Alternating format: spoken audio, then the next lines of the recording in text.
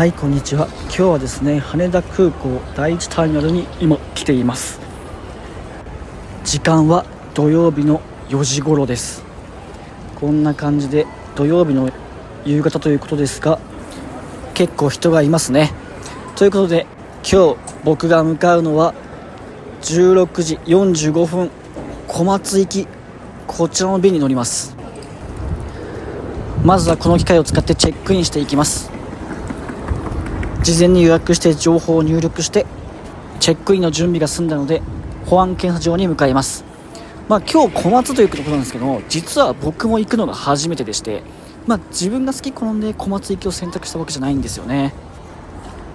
JAL のですねマイルが溜まってたので、どこでも旅行みたいな7000ポイントで申し込むやつがあったので、それで申し込んで行き先が小松になったということです。ということで無事に保安検査場も通過してチケットも発見できたので搭乗口に向かっていきます。僕が今日乗る小松は17番ゲート右側の方らしいので向かっていきます。 JAL のこの行き先がどこだか分かんない7000ポイントで行けるやついいですね。小松多分この機会に行かなかったら人生で行ったかどうか分かんなかったと思いますからね。ということで17番ゲートはまだまだ奥らしいので歩いていきます。旅行の出発前のこの飛行機のここを歩いてる時間が旅行の中で一番の醍醐味と言ってもいいぐらいワクワクするし幸せな時間ですよね。ここら辺にいる皆さんはもう東京に遊びに来た人たちなのか、それとも今から旅行しに行く人たちなのか、どっちなんでしょう。ちょっと小腹が空いたので何か食べようかなと思ったんですけど、ちょっと高いなって感じしますよね。どっちみちあっち行くなら旅行先でご飯を食べたいなと思ったので今回はやめときました。ここもう居座ったんですけどね。ということで徐々にゲートに近づいてきていて出発時間も迫ってきました。17番ゲートあそこですね。少し椅子に座って待っていて、ようやく自分の番グループ3番小松行きの電車の案内が始まりました。ということで今から行ってきます。東京小松、初めて小松行くということでなかなか楽しみではございますが、あいにく天気はあまりよろしくないという状況ですね。で飛行機の中に乗ったらびっくり仰天、初めてですねレザータイプのシート、なおかつしかも飛行機の中がブルーライトっぽい感じ照らされてるんですね。このタイプ初めてだったんですよね。なんでなんでしょう、夕方の飛行機ってこういう色なんでしたっけ。とにかくこのレザータイプで乗るのも初めてでしたし、この色の身の感じの雰囲気も初めてでした。比較的全体的に綺麗で高級感もあって人もいなかったのですごい落ち着きましたね。リラックスできました。座席の下の方には USB タイプのコンセントもあって充電することもできました。ということでそろそろ離陸のタイミングです。東京の景色、羽田空港を目に焼き付けつつ離陸に備えます。そうこうしているうちに機内でアナウンスが始まりました。ついに小松行きが始まります。この離陸の瞬間、発車していくぞって時が緊張のピークですね。羽田小松は30分ちょいで着くっぽいですね。300キロぐらいあるらしいですが、飛行機は早いですね。新幹線ではもう少しかかっちゃいますと、あいにく東京の空はどんよりしてましたが、雲の上はやっぱり晴れ、それはもちろん晴れなんですけれども、晴れてるシーンを見るだけで心はちょっとポジティブになりますよね。直近仕事が忙しくて心が疲れていたので癒されました。この景色はやっぱ素晴らしい。日常生活のさまつなことがどうでもよくなっちゃうような光景が広がってましたと。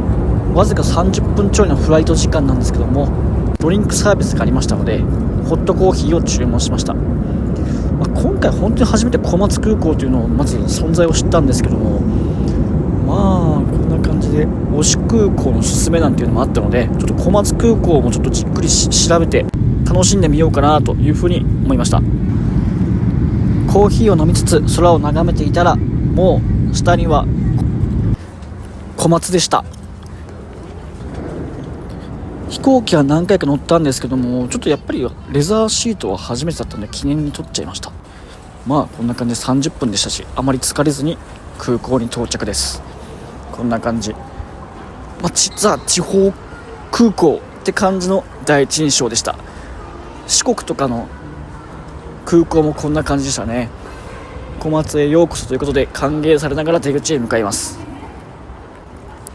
先ほど推し空港のすすめというのも見たので、ちょっと小松空港も散策してみようかなということでちょっと散歩していました。まずですね、出口を出てすぐにお出迎えしてくれたのはこの恐竜王国福井という、ただ小松空港は福井じゃなくて石川県なんですよね。近いからということでなのかもしれませんね。散策してるついでに美味しそうなお店があったので、ちょっとここら辺で早速食べちゃおうかなというところで考えてました。このおしゃれな方と小松うどんのお店に悩んだんですけど、どっちも美味しそうだったんですよね。結論ですね、結局僕は小松うどんの方を選びました。ちょっと普通に美味しそうだったのと、どうやら小松うどんというのが、小松発祥のうどんということで、こんな感じで歴史があるどうやらうどんだったということだったので、こっちをまずは食べてみようかなと。見ただけで美味しそうだったので、すごいもう待ちきれなかったですね。比較的でも早くうどんは来ました。待ったのは5分ぐらいですかね。こんなのを眺めているうちにうどんが到着しました。味はですね、醤油ベースにちょっと甘い砂糖が入った感じの、肉が入っていて、玉ねぎとかも入ってる感じで、甘じょっぱい感じのうどんでしたね。ネギも出汁が染み出て本当美味しかったです。でうどんなんですけど、思ったよりも細いなっていう印象で、硬くもなく、柔らかすぎない感じのうどんでしたね。こんな感じで美味しくいただきました。食べてみて、もしかして小松うどんどっかで食べたことあるかなと思ったりもしたんですけども、今日初めて小松うどんというものを意識したので、それ以前に小松うどんを小松うどんとして認識して食べた記憶があまりなかったので、ちょっと結論は分からずです。ということで、小松の世界につながってますよという地図も見つつ、散策していたら展望台があることに気づいたので、展望台の方に向かっていきます。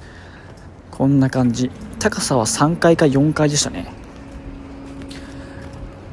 正直展望デッキ、これ羽田空港の展望デッキとか見ちゃうと、ちょっと小松の展望デッキ物足りないなという印象は正直否めないんですけども、逆にこれはこれでいいなというのはありますね。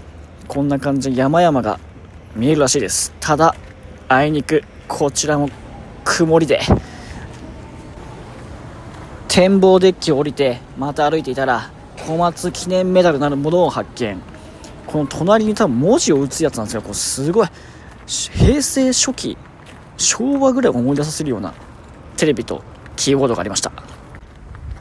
小松空港は JR だったりとか鉄道が直結してないんですね。なのでこんな感じでバスもしくは車で来てる人が多いようです。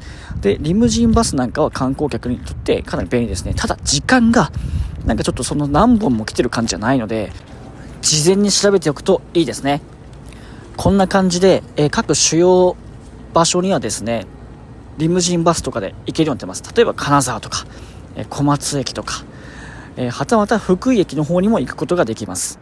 時間はそれぞれこんな感じで、東京とかと比べるとまばらな、それはしょうがないかなとは思います。ただ便利なことにクレジットカードとか交通系 IC カードが使えるで、しかも後払いなので簡単に乗ることができます。こんな感じで発着駅もそんなに多くないので分かりやすいですね。ここでチケットを買うこともできます。私は事前に調べずに来ちゃったというところで、若干ここにバスが来るまでの時間が空いちゃったので、少しちょっとこの辺を歩いていました。こんな感じでですね、すごい小松駅の空港駐車場多くて、旅行してる人がいっぱいいるんでしょうね、地元の方とか。こんな感じで周辺はだいぶ開けてました。あそこに航空のプラザというものがあるんですけども、あいにくこの時間で閉まっちゃってましたね。ということで歩いて少し、帰ってきてバスが到着です。このバスに行って今日は小松駅の方に向かっていきます。料金はこんな感じ、片道260円で10分ぐらいで着きました。でここですごい驚きなのが小松駅がめちゃめちゃ綺麗、そしておしゃれなんですよね。ちょっと申し訳ないんですけど、小松駅なんか聞いたこともなかったので、ちょっと正直ちょっとあれなのかなと思ったんですけど、めちゃくちゃおしゃれですね。というのも、北陸新幹線が開通したことによってどうやら新しく改装されたようです。こんな感じでですね、若干金沢駅のもう感じさせるようなおしゃれな雰囲気を出しつつも、小松駅独自のですね、雰囲気というのを感じることができます。こんな感じでコワーキングスペースもあるので、ビジネスやりたいという人にも安心して小松駅でビジネスすることもできます。おしゃれなコーヒーも併設されてました。ユニコーヒーらしいですね。で、小松駅の反対側の方行ってみると、こんな感じでまたこっちもライトアップされていて、おしゃれな感じでした。すごいなんか本当にネオンの感じでおしゃれなんですよね。ここも今日は雨降ってたんですけど、こんな感じで外もできるし、自転車も乗ろうと乗れると。で、こちらが電車側、新幹線乗り場と IR 石川鉄道と、その地元の鉄道ですねがありました。こんな感じで小松駅、なぜかポンポンプリンがすごい、あんまわからないんですけど、ポンポンプリン推しなんですよね。で、こっち側もおしゃれな空間、なんとしかもここですね、飲食をしない人でも誰でも自由に使えるフリースペースということで、もうすごい便利ですよね。さすが東京じゃ絶対ありえない。こんな感じで、しかも学生の人だったりとかは少し安くなったりとか、お店もいっぱいでメニューも豊富なので、ここでちょっと一息ついてもいいですし、最悪食べなくてもここを利用できちゃうと。実際に勉強してる学生もいましたし、パソコンかなんかずっと作業してるビジネスマンみたいな人もいました。ここでですね、今日のメインといっても過言じゃない変なホテル、ここが今日の宿です。こっちのおしゃれな道をですね歩いていくと、もうすぐと、もう駅から徒歩2分ぐらいで着いちゃう場所にあって、本当に便利。早い近いつながる小松、新幹線のことですかね。飛行機のマークもあるんで、すぐ来ますよと。またポンポンプリン、こんな感じでライトアップされていて、なんか普通におしゃれ。雨降ったせいか逆にですね、光照らされてよりなんかおしゃれな感じになってましたね。この青い光が反射してるので、なんか幻想的でした。普通に小松駅大きいんですよね。そしてやっぱり綺麗、それがいい。そして人も少ないので、治安も良さそうですね。で、変なホテルです。こんな感じ、これも大きい。で、なんとですね、ここにプロジェクションマッピングみたいな地面版の魚が泳いでたんですよね。で、あっちの方には何かいました。恐竜なんですかね。恐竜推しだったので。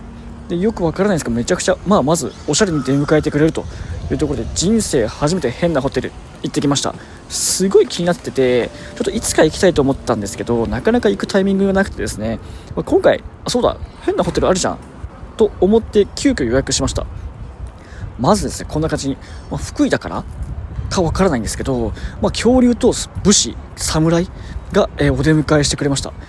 なんかこれ注文入力してると、いろいろと武士と恐竜が喋ってたんですけども、それを聞いてるだけでも面白かったですね。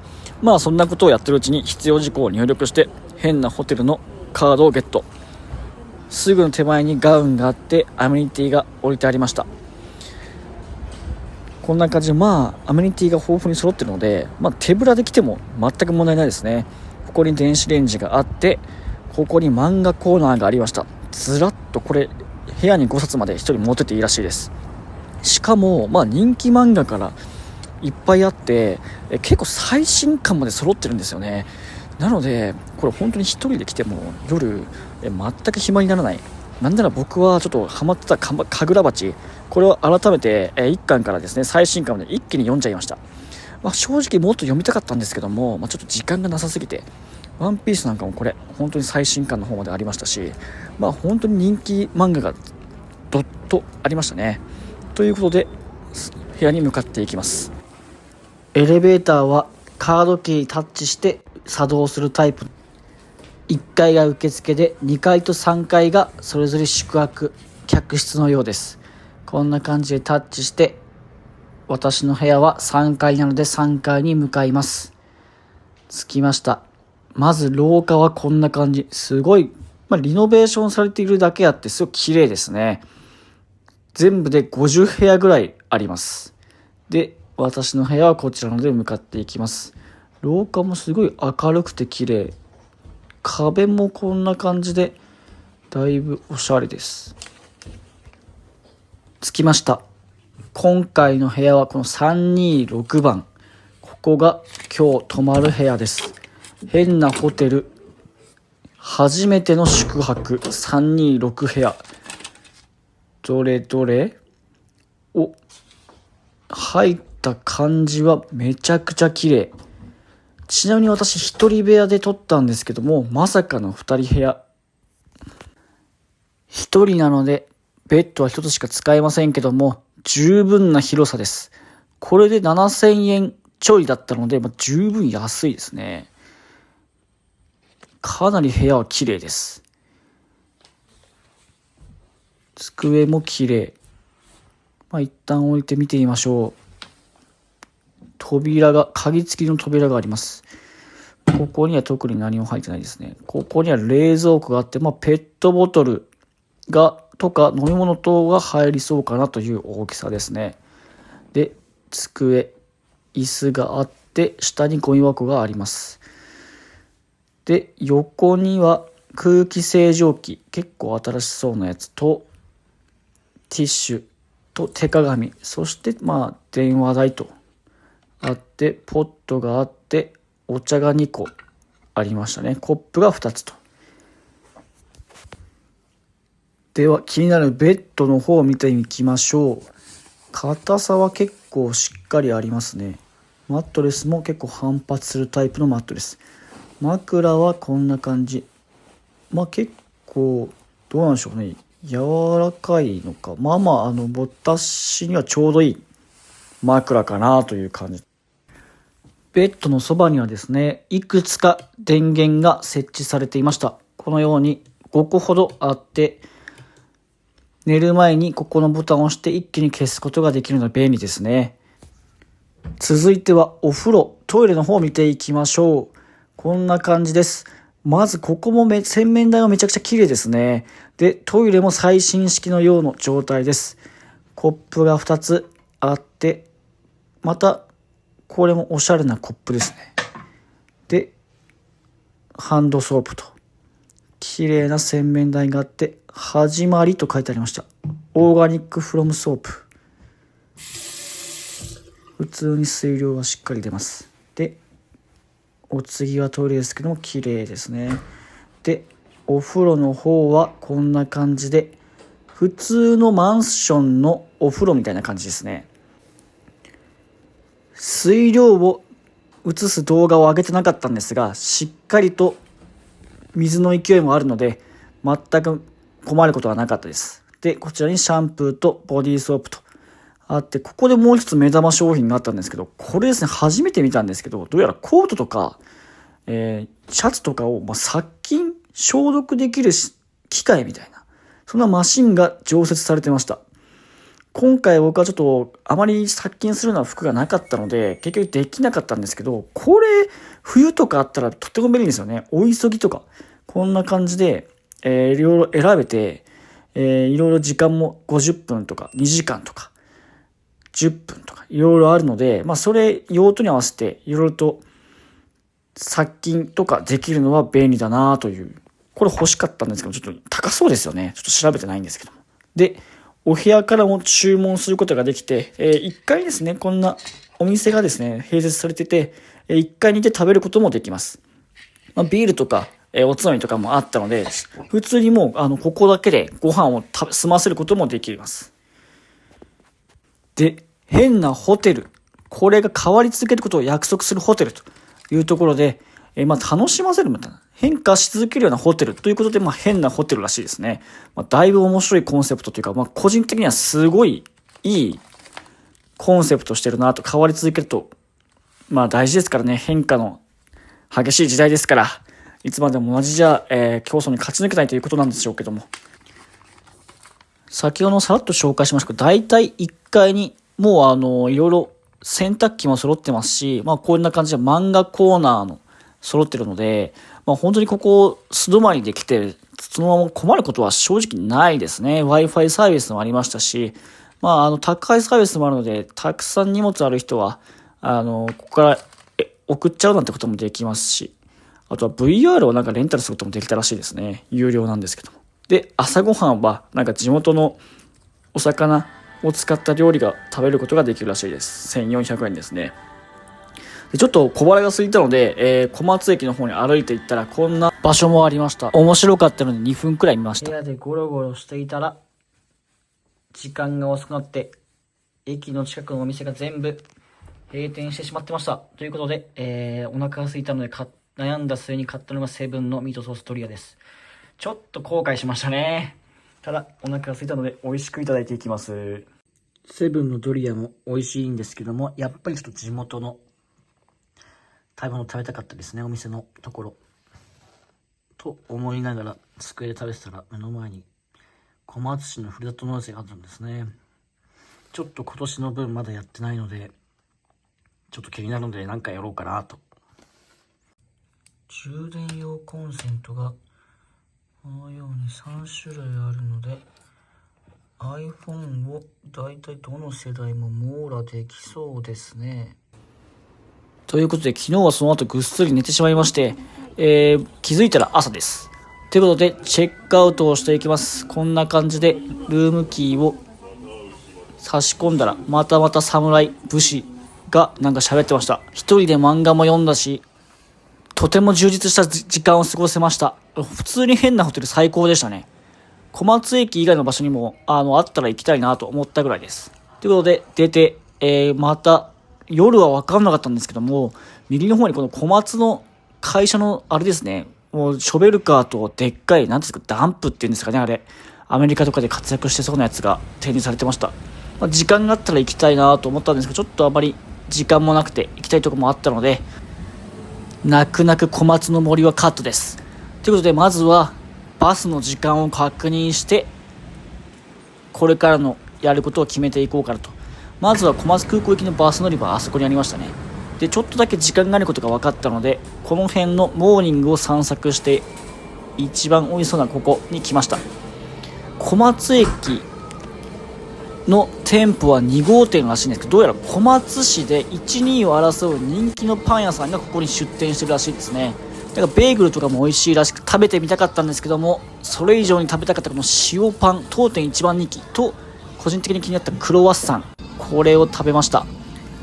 パン屋さんには食べる場所がなかったので、昨日の夜発見したのフリースペースの場所ですね。おしゃれなフリースペースでパンを食べました。こんな感じ、普通に美味しかったです。というかここ本当におしゃれなんですよね。ここフリーで使っていいのかっていうぐらいおしゃれな場所でした。でクロワッサンはこんな感じ。東京だと多分もっと300円400円ぐらい普通するようなやつが200円ぐらいで買いましたね。で食べたらすぐバスが来ちゃったので速攻で乗って、10分ぐらいバス乗ったらもう小松空港着いちゃいました。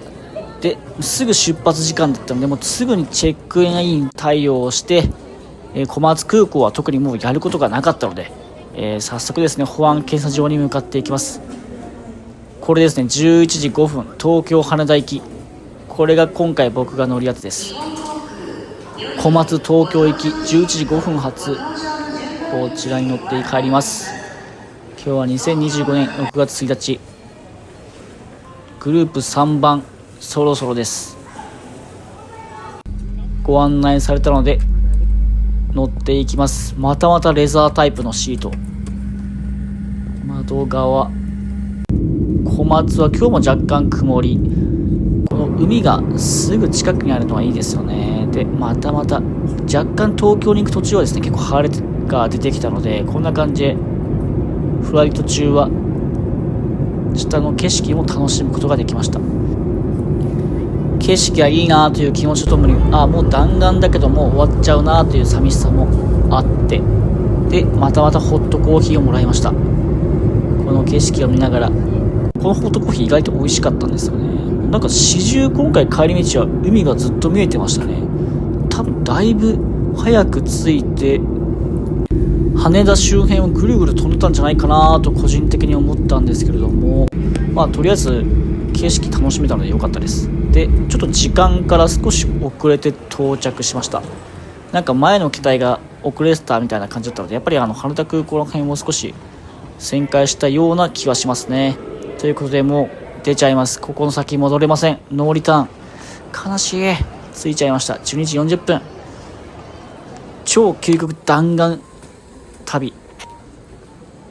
最後の締めはラウンジで決めていこうかなというところで、ここでちょっと立ち寄ってですね、コーヒー2、3杯飲んで、炭酸飲料も飲んで、コンセントとかもあるんで、ここでゆっくりくつろぐことができました。また、今度はレザーではないですけども、触り心地のいいソファーに座って、旅のことを思い出しつつですね、小松、本当に今回行かなければ人生で行かなかったかもしれないというのをね、しみじみ感じながら、ゆったりしてました。ということで、今回の旅は終了です。京急線に乗って帰ります。ではまた皆さん、お会いしましょう。